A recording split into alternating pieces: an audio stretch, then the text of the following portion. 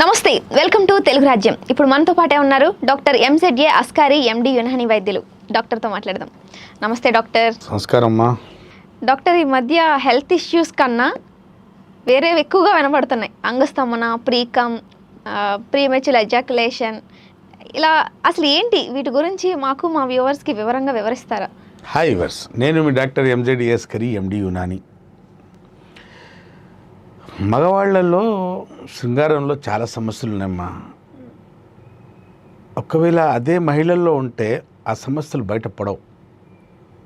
ఆమెకు నీరసంగా ఉందనుకోండి, ఓకే, ఆ ప్రభావం సెక్స్ మీద ఉండదు.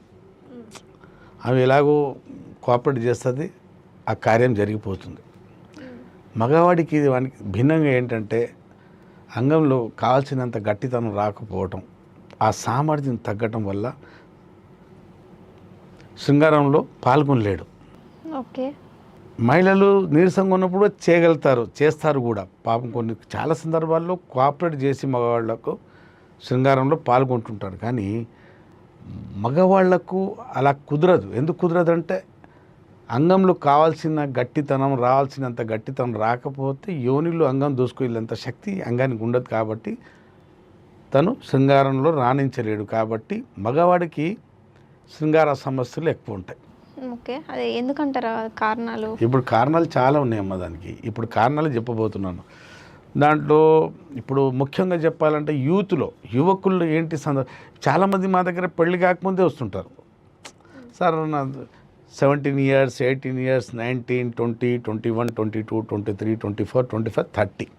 ఓకే, ఇప్పుడు ఈ మధ్యకాలంలో సెటిల్ కావట్లేదని లేట్ మ్యారేజ్ చేసుకుంటున్నారు. పెళ్ళి కానోళ్ళే మా దగ్గర వస్తున్నారంటే వాళ్ళు ఇంకా సక్సెస్ చేయలేదు, ఆ కార్యమే చేయలేదు. వాళ్ళకి ఏం సమస్యలు వచ్చి ఉంటాయి? అంతే కదమ్మా. ఇప్పుడు శృంగారంలో పాల్గొనలేదు వాళ్ళు, అయినా వాళ్ళకు శృంగార సమస్యలు ఉన్నాయి. ఆ సమస్యలు మీకు అందరికీ తెలిసిందే. అది బహిరంగ సత్యం ఏంటంటే, బహిరంగ రహస్యం, సత్యం ఏంటంటే రహస్యం. టీనేజ్ నుండి వీళ్ళు హస్తప్రయోగం చేసుకోవడం మొదలు పెడతారు. ఓకే, స్వయంగా భావి ప్రాప్తి చెందడం అంటే తన హస్తంతో అంగానికి రాపిడి చేసి భావి ప్రాప్తి పొందడం. దానివల్ల పెళ్ళికి వచ్చే వరకు ఏమవుతుంది, వాళ్ళకు కొన్ని సమస్యలు వచ్చి పైన పడతాయి.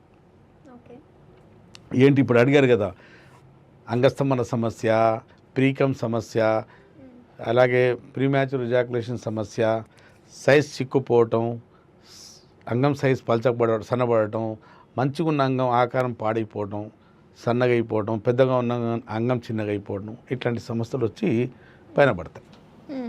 పెళ్ళి కాకముందు వస్తున్నాయి కదా ఇవి. వీళ్ళు శృంగారం లేదు, దాంపత్య జీవితం లేదు, భార్య లేదు, అయినా శరీరంలో కొన్ని లోపాలు వచ్చేసాయి. లోపాలు ఏంటి?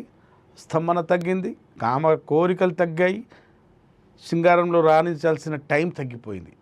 ఇవన్నీ ఎప్పుడు వస్తాయంటే ప్రకృతికి భిన్నంగా వెళ్ళేసి చేయకూడని పని. కొందరు డాక్టర్లు హస్తప్రయోగం చేసుకుంటారా మీకు ఏం కాదు అంటున్నారు. యువత అంతా చెడిపోతుంది. అరే డాక్టర్లు అనేటప్పుడు, డాక్టర్ ఇట్లాంటి విషయం చెప్పేటప్పుడు చేసుకోమన్నప్పుడు మనం ఎందుకు చేసుకోకూడదు? నేను భయంగా ఉద్యమంలో ఒకటి కూడా హస్తప్రయోగం చేసుకుంటాడు.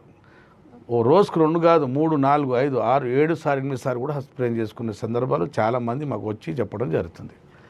దానివల్ల అంత ఎక్సెస్ మస్టర్బేషన్ వల్ల శరీరం మీద పడే ప్రభావం ఏంటి? అంగస్తంభన. ప్రకృతి ఇచ్చే రివార్డు.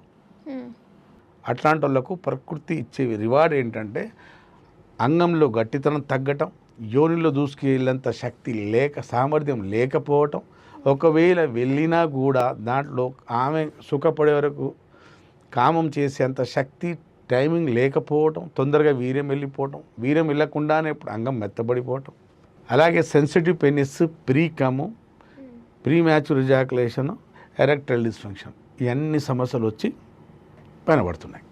పెళ్ళి కాకముందే ఎవరు నేర్పిస్తున్నారు అంటే సోషల్ మీడియా ప్రభావము, డాక్టర్లు చెప్పే వరకు అన్నీ చేసుకుంటున్నారా? సరే, ఓకే. మా దగ్గర ఇప్పుడు కొన్ని అనుభవాలు నేను చెప్తున్నాను. ఎందుకంటే ఈ అనుభవాలు విని కొందరు మారుతారు అనే ఆకాంక్ష.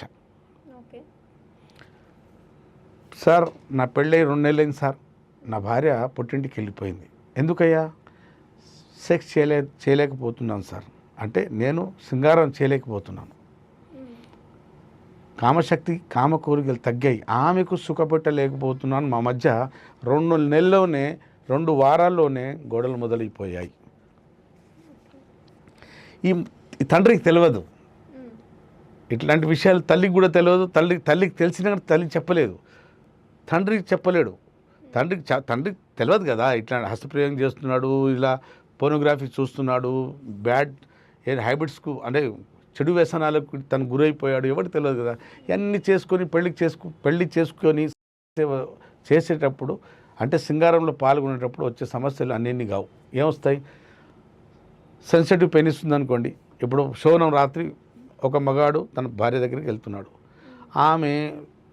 ఆమెతో ఫోర్ప్లే చేస్తున్నాడు అనుకోండి. ఆమె శరీరం తాకంగానే వీడికి వీర్యం బయటికి వెళ్ళిపోతుంది.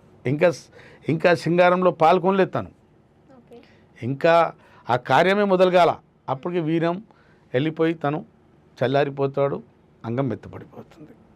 ఆమె ఏమనుకుంటుందంటే నా భర్త ఫస్ట్ టైం ఇవాళ, ఫస్ట్ నైట్ నాది, శోభన రాత్రి ఇవాళ సెక్స్ చేస్తాం.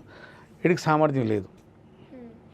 కొన్ని కేసులు ఎలా ఉంటాయంటే ఓకే కార్యం మొదలు పెడతాడు, శృంగారం మొదలు పెడతాడు, మధ్యలోనే వీర్యం వెళ్ళిపోతుంది, ప్రీమ్యాచ్యూర్ ఎజాకులేషన్.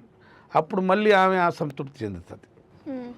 డాక్టర్ మరి దీనికి పరిష్కారం అసలు ఇవన్నీ వినాలి. ఎందుకు వినాలంటే రాబోయే యువత, కాబోయే పళ్ళి కొడుకులు వీళ్ళు ఆరోగ్యంగా ఉంటే మన దేశం బాగుంటుంది, అంతే కదా. యువత బాగుండాలి అంటే వీళ్ళు చేసే పనులు పొద్దున్న లేస్తే సాయంత్రం వరకు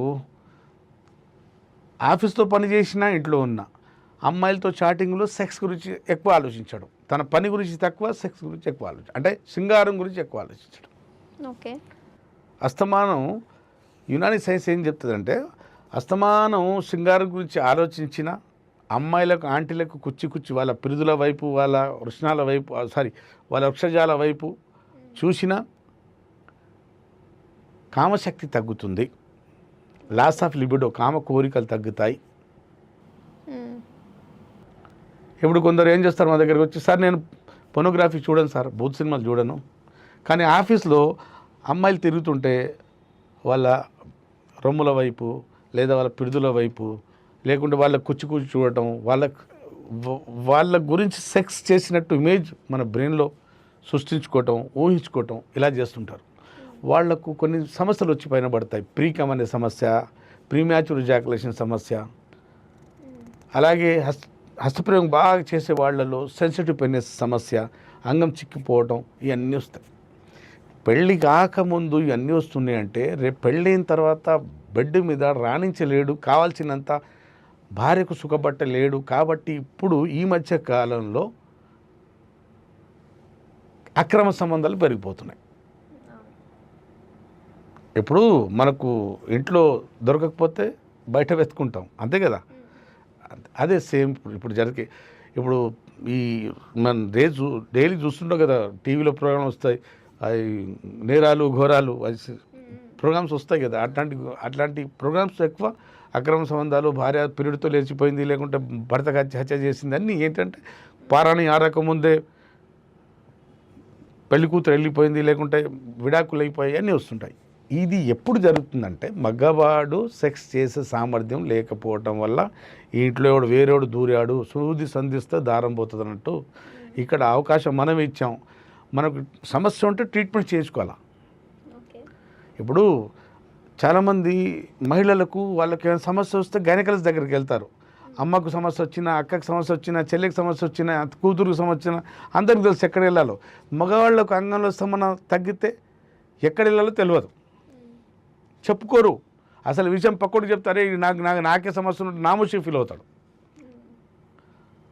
నాకు ఒక హీనంగా చూస్తారు, ఇలానే భావన ఏర్పడుతుంది. కాబట్టి జ్వరం వస్తే మీరు ఎలా వస్తారో, డాక్టర్ దగ్గరికి ఎలా వెళ్తారో, మీరు కళ్ళు వీక్ అయితే కళ్ళద్దాలకు ఎలా వెళ్తారో, ఇప్పుడు మోకాలు పడితే చిప్పలు మార్చుకుంటారు సర్జరీ చేసుకొని, ఏదైనా డాక్టర్ దగ్గరికి వెళ్తారు కదా. అలాగే ఈ సమస్య వచ్చినా నా దగ్గర రండి, లేకుంటే వేరే డాక్టర్ల దగ్గరికి వెళ్ళండి.